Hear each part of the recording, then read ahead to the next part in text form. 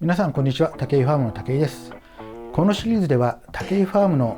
農作業の裏技をですね、皆さんに披露していきます。で、皆さんこれをご覧になって、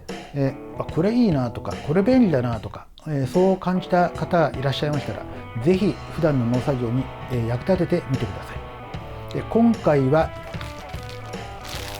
じゃじゃん、 FG 袋。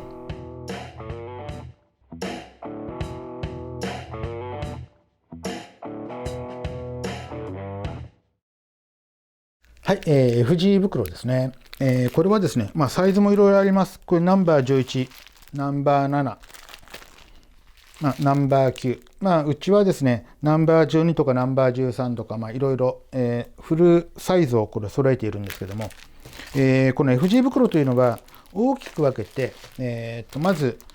穴ありか穴なしかというのにまず分かれます。それと、ここですね、ナンバー25か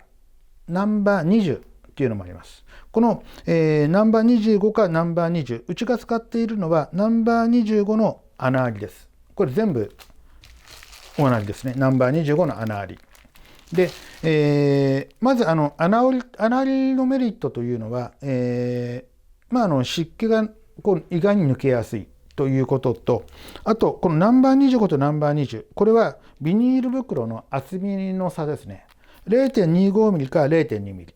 で、この、0.25 ミリの方が若干値段的には高いんですけども、これ100枚での、高さなので、あまり値段的には変わらないですね。で、これに入れるとどうなるかというと、厚みがある分だけ野菜がですね、結構綺麗に見えます。お客様に届いた野菜であったりとか、あとは、スーパーとかに陳列するときにですね、このナンバー25の、このビニールの厚さ、これによってお客様が手に取りやすくなるような野菜になると思います。はい、今ですね、ナンバー20を使っている方もいらっしゃると思うんですが、1回試しにこのナンバー25、これを1回使ってみてください。ちょっと普段今までとちょっと野菜がなんか綺麗に見えちゃうなみたいな感じになると思います。